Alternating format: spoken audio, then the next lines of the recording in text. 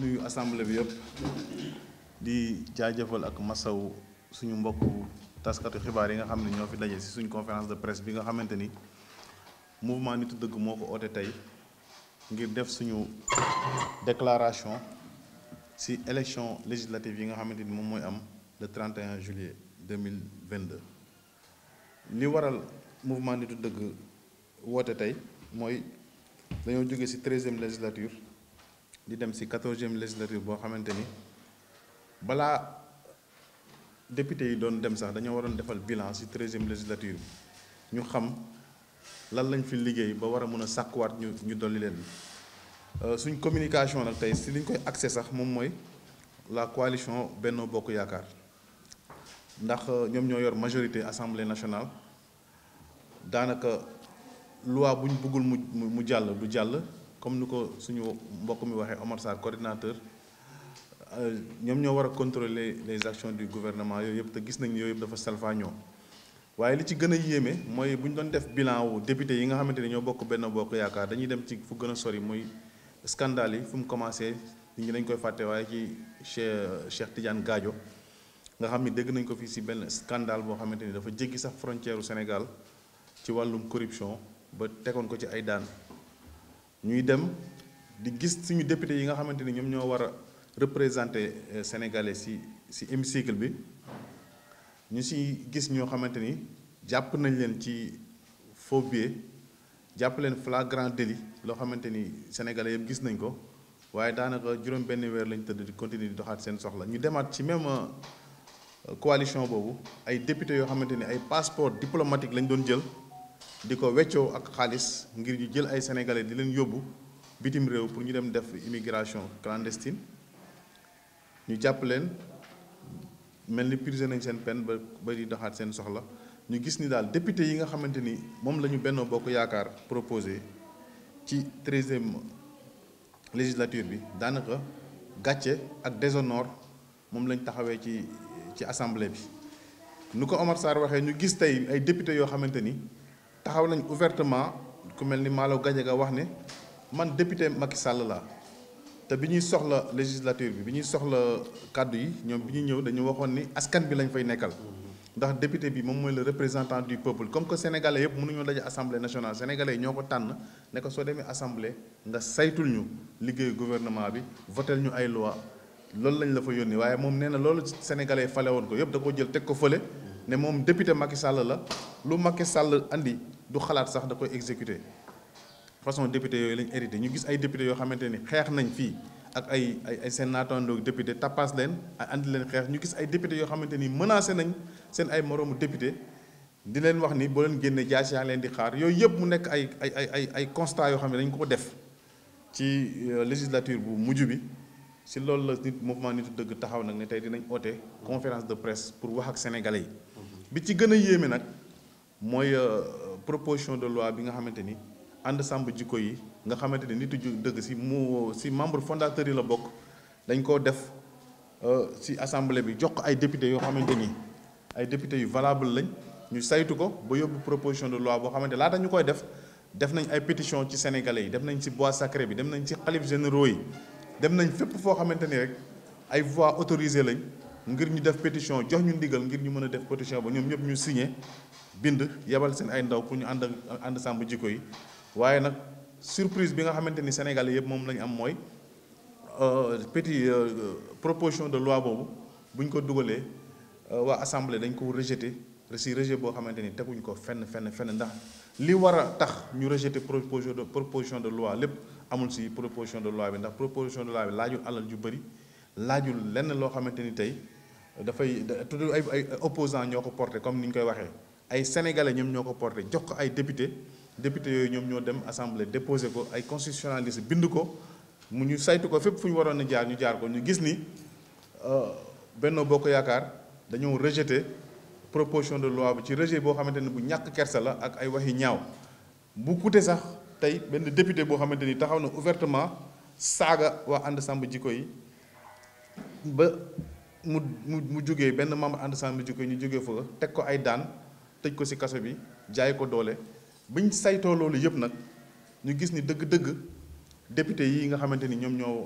ñoo nekk ci coalition Benno Bokk Yaakaar parewuñ pour dem ci logique bi nga xamante ni sénégalais yi moom la ñuy demee ndax Sénégal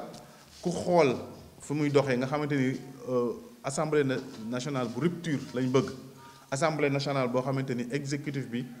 ak législatif bi dañuy séparé wu ak judiciaire bi ay député yoo xamante ni tey ils ne sont pas outillés maanaam yoruñu xam-xam boo xamante ni mën nañoo jàkkaarloog ministre parce que tey mënuñu gis benn ministre boo xamante ni dafa war a ñëw assemblée ànd ak ay conseillers en communication ànd ak ay ñu koy xelal ànd ak ay communicants toog war a jàkkaarloog député boo xamante ni domaine ba nga xamante ni sa lañ war a waxtaanee xamu ci xaala wala kasiran lu dul toog di tàccu wala toog di seetaan ay série wala toog ci assemblée bi di nelaw député yooyu lañ bëgg mu jeex Sénégal te ngir façon député boobu jeex Sénégal ñu dem ci député yoo xamante ni dafay am assemblée boo xam ne dafay am séparation de pouvoir assemblée boo xamante ni dafay am ay député yoo xamante ne dañuy digne nekk ay représentants du peuple mouvement nitu dëgg ñu ngi woo képp koo xamante ni jege ñaaleem nga képp koo xamante ni wëllëreem nga képp koo xamante ni adhéré nga ci combat wu nitu dëgg ñu boycotté liste coalition Benno Bokk Yaakaar ndax liste boobu bis bu amee majorité rupture dañ koy dégg rek député bu ànd ak éthique ak déontologie dañ koy dégg rek député boo xamante ni dafay représenter le peuple dañ koy dégg rek député boo xamante ni dafay am valeur am lu muy jomb am kersa dañ koy dégg rek kon nag li bu ñu bëggee jóge ci loolu dem ci yeneen xeetu député yoo xamante ni dañuy représenter dignement le peuple sénégalais nañ boycotté coalition Benno Bokk Yaakaar ak listam ñun nag ñëwuñ fii pour wax voté leen ma Samba wala voté leen ma Demba ku ngeen votel baax na ba mu des coalition Benno Bokk Yaakaar looloo waral tey ñu woo leen fii ngir wax ak sénégalais yi wax ak àdduna bi ñu xam ni coalition bi nga xamante ni moom mooy Benno Bokk Yaakaar 13e législature bilan bi nga xamante ni sénégalais yi jàngat nañ ko bilan boo xamante ni dafa négatif à 100%. kon nag sénégalais bu fekkee bëgg nañu souffler bëgg nañoo dem ci ère révolution bu bees ci xeetu député yu bees ci xeetu politiciens yu bees nañ fexe ba ñu sanctionné leen ngir benn ñaar rek mënoon dafa doyoon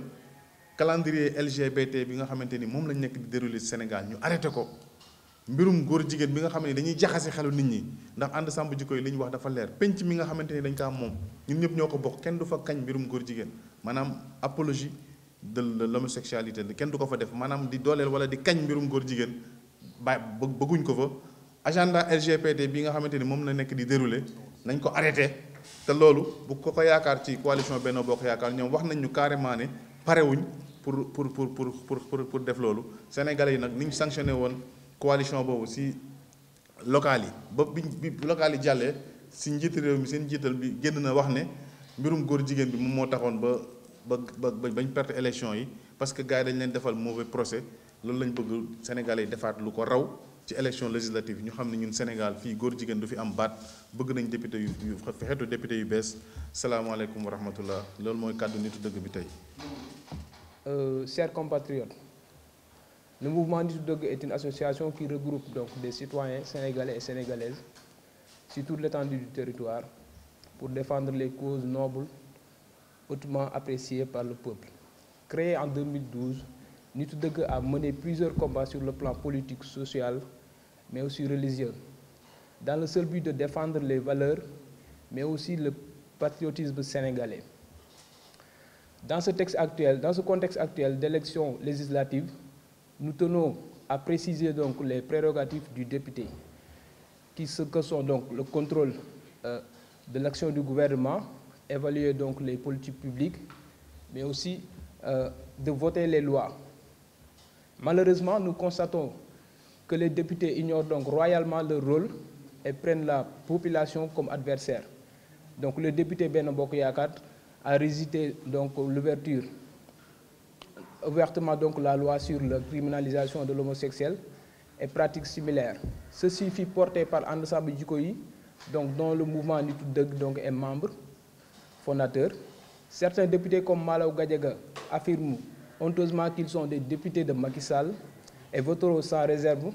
donc les projets et lois du gouvernement. D'autres comme Aliou Dembourou Sow n'ont d'autres arguments donc que des machettes et des paroles indécentes au sein de l'hémicycle. Donc, bien triste cette bassesse des parlementaires. Les députés de Benno Bokk Yakaar donc n'ont pas hésité à faire l'ostracisme pour lever injustement l'immunité parlementaire de M. Ousmane Sonko, en ne respectant donc pas la procédure à suivre, juste pour l'éliminer politiquement.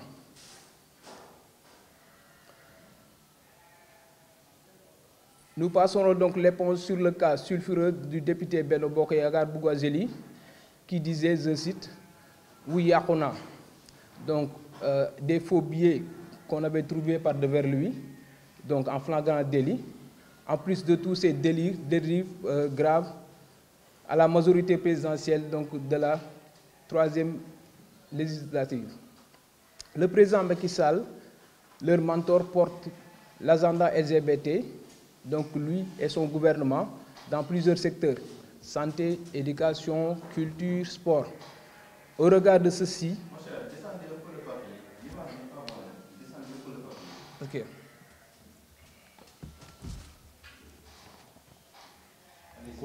C'est bon. Donc je disais que bon, que Macky Sall, le président, leur mentor, porte l'agenda LGBT. Donc lui et son gouvernement, dans plusieurs secteurs: santé, éducation, culture et sport. Au regard de ceci, qui suit, Nitu Deug estime que des députés de Benno Bokk Yakaar se sont caractérisés donc par leur bassesse et leur irresponsabilité notoire. Ils ont trahi le peuple qu'ils sont censés représenter. Le mouvement Nitu Deug demande à tous les Sénégalais de voter contre Benno Bokk Yakaar aux législatives du 31 juillet 2022. Si nous commettons l'erreur de leur donner la majorité à l'Assemblée, il est clair que les ressources du pays seront dilapidées et les valeurs piétinées. Mais encore, ils continueront à dérouler leur agenda LGBT sur le peuple sénégalais. Nous invitons cordialement les candidats en lice pour cette 14e législature à porter toutes les correctifs nécessaires dans tous les secteurs, notamment santé, éducation, afin de redoser le blason du pays et permettre aux fils de l'électeur paysan de fréquenter les mêmes établissements scolaires et sanitaires que celui du député élu ou encore le ministre. Chers partenaires, nous espérons que ce plaidoyer vous amènera donc à entrer en croisade contre tous les délinquants de la République qui s'activent dans un jeu où les maîtres mots sont l'absence de souveraineté, l'instrumentalisation de la justice, la politisation de l'administration, l'ostracisme, donc le népotisme, le clientélisme politique, l'atteinte à l'ordre moral et religieux, la banalisation des instruments, la dilapidation donc des ressources, l'indécence verbale, les arrestations arbitraires, accusations gratuites et les tentatives d'intimidation des citoyens. Donc nous pouvons citer le cas de Cheikh Omar Diagne et le défunt François Mancabou, des honnêtes citoyens, serviteurs du pays. À défaut donc, le titre d'honorable ne sera qu'un futile carapace et fera de nous des coupables au premier degré d'un complot institutionnel qui cause légalement donc préjudice à toute une génération. Sous cet angle, on comprend aisément cette affirmation de Montesquieu: il y a point de cruel, truand et celle que l'on l'exerce à l'ombre des lois et avec les couleurs de la justice. Nous vous remercions.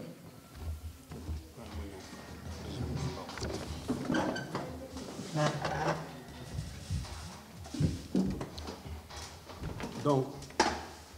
nous remercions Mame Thierno de cette brillante exposé. Nous allons essayer de résumer en bref en français pour dire qu'aujourd'hui, le mouvement Nitu Deug vous a convié dans cette conférence de presse pour demander aux Sénégalais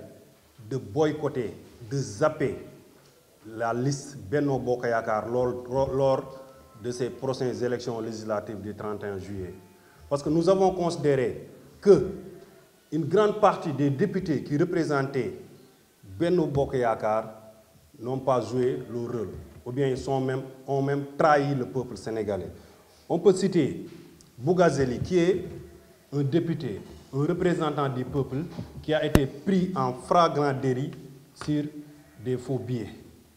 et qui a dit ce fameux « Woyakona ». Celui-là, je crois qu'il ne mérite plus d'être député sénégalais et le camp dont il fait partie ne mérite plus la voix des Sénégalais. On a Mbirissila qui, en tant que député d'un pays qui s'appelle le Sénégal, un pays de valeur, en tant qu'une personne de troisième âge, se bat physiquement au sein de l'Assemblée nationale avec Ousmane Sonko. Ça, c'est quelque chose qui déshonore ce pays et nous nous sentons, nous, mouvement dans le devoir d'abord de dénoncer ça, mais aussi de demander aux Sénégalais de zapper tous ces gens irresponsables qui sont censés nous représenter, parce que nous, on est un pays de valeur, on n'est pas un pays de bordel. On peut encore en citer Aliou Dunguru Sow, vous le savez tous, sur les strates de l'Assemblée nationale, Aliou Dunguru Sow a osé tenir un discours très violent devant tous les députés et l'adresser à Ousmane Sonko, lui disant que si tu sors de là, Dias dina dal sa kaw. Ça, c'est vraiment déshonorable. C'est pourquoi le mouvement Nittu Dëgg demande à tous ses sympathisants, à tous les Sénégalais qui adhèrent à notre philosophie, à tous nos membres, de boycotter la liste Benno Bokk Yakaar. Parce que nous croyons bien que si on redonne à ces gens-là une majorité à l'Assemblée nationale, ça sera une catastrophe. Parce que, sachons que ce sont eux qui avaient démarré le programme pour la légalisation de l'homosexualité.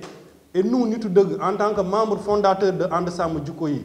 nous nous sommes organisés, nous avons organisé une pétition, nous avons fait signer les khalifes généraux, tels que Seigne Babacar Sy Mansour, tels que Seigne Mountakha, tels que Seigne Mahi Niass. Presque tous les Sénégalais ont dit que nous ne voulons pas de l'homosexualité au Sénégal. Et pourtant, ce sont ces députés qui ont refusé cette volonté populaire. Donc, je crois que ça serait une catastrophe de leur redonner une majorité à l'Assemblée nationale. Donc, une deuxième argumentaire, c'est quoi? Pourquoi nous devons donner au pouvoir le pouvoir de contrôle? Ce sont eux l'exécutif. Mais normalement, celui qui doit contrôler ne doit pas être son allié. Parce qu'on ne peut pas être juge et parti. Donc je crois que c'est même absurde que Benno Bokk Yakaar se présente devant les Sénégalais pour leur demander leur voix, pour leur représenter à l'Assemblée nationale, alors que c'est cette Assemblée nationale-là qui a le pouvoir du contrôle de l'action gouvernementale. Donc on ne peut pas nous demander le pouvoir de gérer, on vous donne le pouvoir de gérer et vous nous demandez encore le pouvoir de vous contrôler vous-même. Ça c'est absurde. Donc je vais laisser la place à M. Cheikh Fall qui va résumer en Wolof. Ensuite on va passer sur les questions-réponses. Vous avez des questions?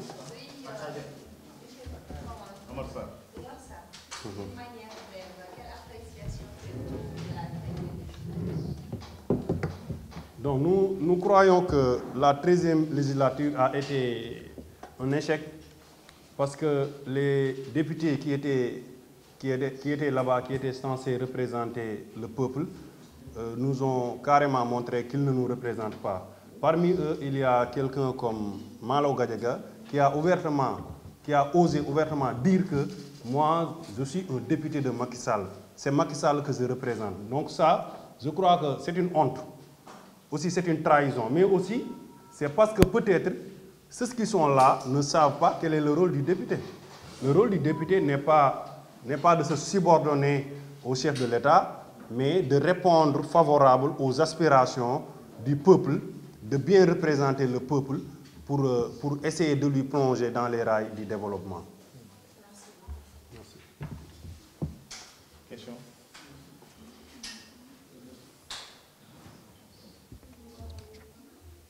loolu mooy kàddu mouvement Nittu Dëgg ci élection yi nga xam ni si lañ jëm muy le 31 juillet 2022 waa mouvement Nittu Dëgg nee nañ député yi nga xamante ni nii ñoom ñoo fi nekkoon pendant 5 ans ci 13e législative yi honoré wuñ ñu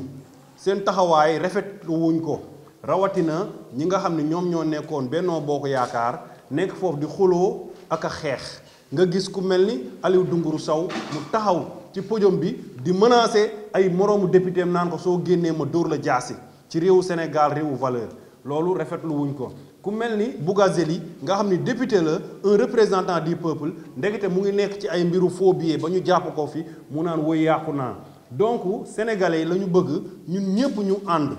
booloo xam ni dañoo war a changer li fi nekkoon te ni ñu koy changer mooy ñun ñëpp ñu wan ginnaaw listu Benno Bokk Yaakaar ñu bañ leen a voteel su ko defee ñun ñëpp nañu booloo voteel waa opposition bi su ko defee opposition bi ñoom dinañu am majorité su ñu amee majorité à l'Assemblée nationale te loolu sax mooy li normal parce que état bi ñoom mënuñ leen Macky Sall mënuñ ko jox nguur gi ba pare mu bëgg ni nañ ko joxaat beneen pouvoir boo xam ni moom mooy contrôler boppam loolu yenuwul maanaa kon ñun Sénégalais yëpp nañu booloo fexe jël ay nit yoo xamante ni nii suñu demee à l'Assemblée nationale dinañ mën a contrôler ce qu'on dit l'action du gouvernement dinañ mën a voter ay lois yoo xam ni day refléter image du Sénégal ñu ngi leen di jërëjëfal